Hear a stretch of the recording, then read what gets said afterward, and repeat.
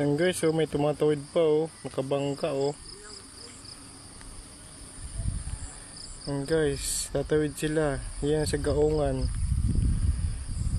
Bicol River, Sabang River, Nasipukot. Papaano sila guys? Tatawid sila dito sa sentro, mamimili. Yan guys, oh. Lakasan na ng loob yan guys. Grabing tubig, oh.